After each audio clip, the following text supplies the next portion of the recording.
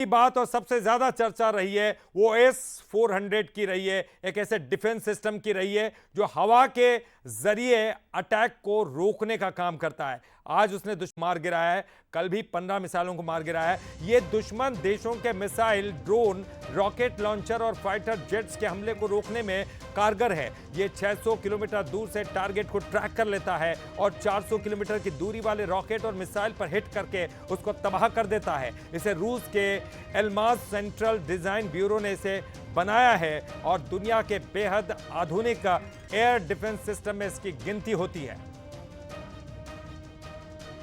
तो यह है S-400 का दम, जिसे हमने पहली बार ही यूज किया और पता चला है कि यह बहुत जबरदस्त और कारगर है।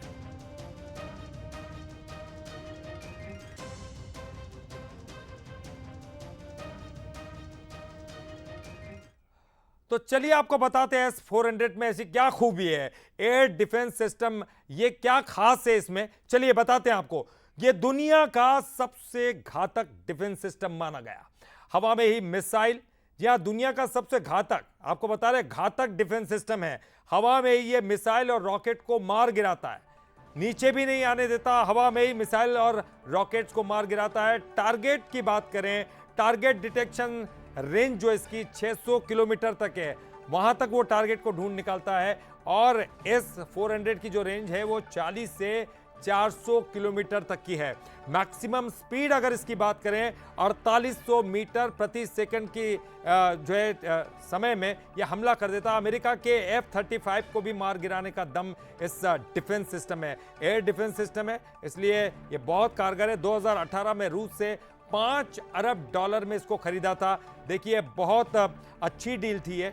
डिफेंस सिस्टम 4 तरह की मिसाइलों से लैस है। इसमें 4 तरह की मिसाइलें होती हैं और एक साथ 300 टारगेट को ट्रैक कर सकता है। यानी कि अगर 300 मिसाइलें एक साथ आए तो वो 300 मिसाइलों को मार गिरा सकता है।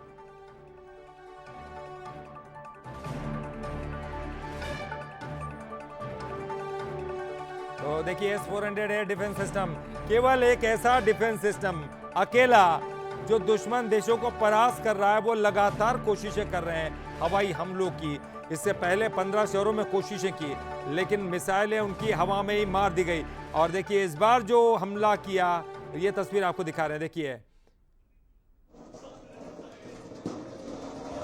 तो देखिए आप यहाँ पर ब्लैकआउट कर दिया गया है तमाम शहरों में। आपको बता दें कि जो बॉर्डर के शहर है, खासतौर पर उन शहरों में ये ब्लैकआउट कर दिया गया है। लगातार पाकिस्तान अपनी तरफ से ये नापाक हरकतों को अंजाम दे रहा है। लगातार जो है वहाँ से मिसाइल दाग रहा है। बॉर्डर ज़िलों में ब्लैकआउट कर दिया गया। आप तस्वीरें देख सकते हैं, सभी जगह लाइट्स ऑफ हैं, कुछ एक आध जगहों को अगर छोड़ दिया जाए तो। लेकिन इसके बाद सायरन की आवाज़ें लगातार गूंजती हुई दिखाई दे रही है। युद्ध और वार जैसी स्थिति यहाँ पर दिखाई दे रही है। तस्वीरें आपके सामने हैं, लगातार जो है मिसाइलें दाग रहा है और इन मिसाइलों को भारत मार गिराने में सक्षम है। ये भी आपको बता दें कि S-400 जो डिफेंस सिस्टम है, उसी सिस्टम के द्वारा हमने उन तमाम मिसाइलों को मार गिराया। और इधर जम्मू हमले के बाद सरकार का बयान सामने आया कि जम्मू हमले में नुकसान नहीं हुआ है। यहाँ भारत के फाइटर प्लेन ने उड़ान भर ली है। भारत के फाइटर प्लेन ने उड़ान भर ली है। जम्मू में एयरपोर्ट पर हवाई हमला। जम्मू हमले के बाद अब सरकार ने बयान दिया है, हमें कोई नुकसान नहीं हुआ है, लेकिन अब जवाबी हमले के लिए भी तैयार रहना होगा पाकिस्तान को, क्योंकि भारत के ऊपर ये हमला उसने किया है, वो लगातार उकसा रहा है। जम्मू हमले से हमें कोई नुकसान नहीं हुआ, लेकिन भारत के फाइटर प्लेन तैयार है, उड़ान भर चुके हैं। अब देखना होगा कि वहां क्या करते हैं, किस तरह की तबाही मचाते हैं। और चलिए हमारे साथ हमारे एग्जीक्यूटिव एडिटर शैलेंद्र सिंह राजपूत जी जुड़ गए हैं। शैलेंद्र जी, अब ये खबर आ रही है कि भारत को तो कोई नुकसान नहीं पहुंचा, लेकिन भारत के फाइटर प्लेन ने अब उड़ान भर ली है। अब उस तरफ जाकर तबाही का एक मंजर देखने को मिलेगा। जी ललित जी, अभी कहना मुश्किल होगा, लेकिन ये तय है कि भारत सरकार की तरफ से पहला बयान आया है रक्षा मंत्रालय की तरफ से कि भारत को कोई नुकसान नहीं हुआ, जिसकी हम उम्मीद कर रहे थे, क्योंकि 400 जो हमारा सिस्टम था एयर डिफेंस सिस्टम, वो पहले से ही सक्रिय था। तो ये तो इससे उम्मीद की जाती है कि कोई भी ड्रोन जो थे वो हवा में ही मार गिराए गए होंगे। अगर कोई मिसाइल थी वो भी हवा में मार गिराई गई होगी। लेकिन ये निश्चित रूप से ललित जी बड़ी खबर है कि 2 फाइटर प्लेन के हमारे उड़ने की खबर है। तो अगर ये किस दिशा में ये बात जाती है ज़रूर देखना होगा। ये भी देखना होगा कि वहाँ से भी कोई एयर अटैक आया है कि पाकिस्तान की तरफ से, या भारत की एयरफोर्स सक्रिय हुई है। अगर एयरफोर्स सक्रिय हुई है तो थोड़ी देर में आपको खबरें मिल सकती है कि भारत ने भी रिटालिएट किया है। कुल मिलाकर ये अब रोमांचक स्थिति बन गई है दोनों देशों के बीच, और भारत निश्चित रूप से किसी बड़े हमले की तैयारी में होगा। अगर भारत हम पाकिस्तान पर हमला बोलता है तो ये निश्चित रूप से भारत अब रिटालिएट ऐसी जगह पे करेगा जिससे पाकिस्तान को काफ़ी नुकसान हो सकता है, क्योंकि अभी तक जो भारत की कार्रवाई है वो प्रतिक्रिया के रूप में आपने देखी है। लेकिन अब अगर ये हिमाकत की है पाकिस्तान ने, तो भारत पाकिस्तान के बड़े एस्टेब्लिशमेंट जितने भी हैं, वो सैन्य एस्टेब्लिशमेंट भी हो सकते हैं, उन पर निशाना साध सकता है।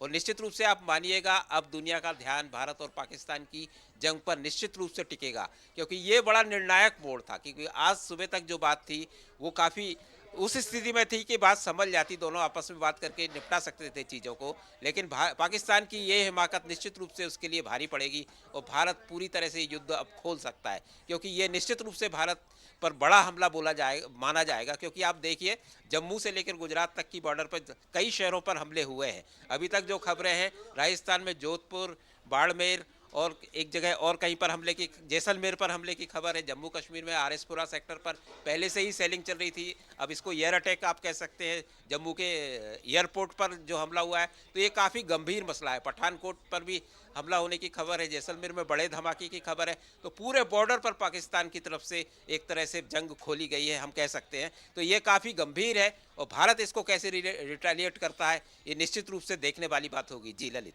बिल्कुल। और ये कहा जाता है शैलेंद्र जी कि आधुनिक युग में कोई जंग का ऐलान नहीं करता, मतलब जैसे पहले हुआ करता था। अब ये माना जाता है कि छोटी मोटी वार अगर हो रही है तो वो जंग नहीं है, लेकिन जब सैनिक स्टैब्लिशमेंट पर हमला होता है, सैनिक ठिकानों पर हमला होता है, तो ये मान लिया जाता है कि दोनों देश जो है वो जंग में उतर चुके हैं। तो क्या आपको लगता है कि जिस तरह से पाकिस्तान, हमने तो नहीं किया है, हम तो आतंकी ठिकानों पर हमले कर रहे हैं, लेकिन अभी जो पाकिस्तान की तरफ से किया गया हमला है वो आम लोगों पर किया गया हमला है, उनकी तरफ से किया गया हमला वो शहरों में किया गया हमला है, उनकी तरफ से जो किया गया हमला है वो सैन्य ठिकानों पर किया गया हमला है। तो क्या माना जाए कि पाकिस्तान की तरफ से तो युद्ध की घोषणा कर दी गई है? देखिए ये ललित जी, ये डिप्लोमेटिक बातें हैं, कूटनीतिक बातें हैं कि ये जंग का ऐलान, हमने कोई भी देश जंग का ऐलान नहीं करेगा, लेकिन जो उसकी कार्रवाइयाँ हैं वो ये तय करती हैं कि जंग है या नहीं। देखिए जब भारत ने जल सिंधु समझौता निरस्त किया था, निलंबित किया था, तभी पाकिस्तान ने बोला था कि हम अगर पानी रोकेगा भारत तो हम हमारे खिलाफ हम उसको युद्ध मानेंगे। और भारत ने पाकिस्तान झेलम और चिनाब का पानी जब रोका तो ये एक तरह से ये पाकिस्तान ने कह दिया था कि हम अब युद्ध में हैं।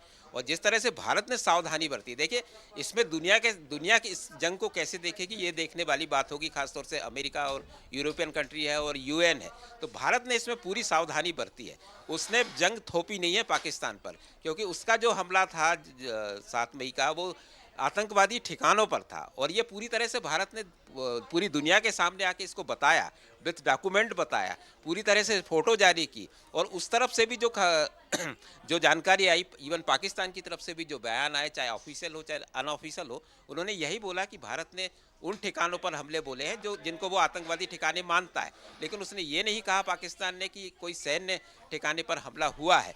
तो ये भारत ने पूरी सावधानी बरती। इवन आज सुबह जब 15 शहरों पर सेलिंग की गई और जो ड्रोन और मिसाइलों से हमला करने की कोशिश की गई, जिसको भारत ने निष्क्रिय किया, उसके बाद भारत ने वहीं पर स्ट्राइक की। अपने जो अटैक हुए उसके ड्रोन से, वो उन्हीं शहरों पर थे जहां से मिसाइलें या ड्रोन आए थे। तो भारत की आप पूरी गतिविधि देखेंगे अभी तक की, कम से कम तो भारत ने बहुत सावधानी बरती, संयम बरता, और उसने अपनी हर कार्रवाई को जस्टिफाई करने की कोशिश की, और दुनिया ने उसको माना भी, जिस तरह से आज दुनिया की प्रतिक्रिया आई है।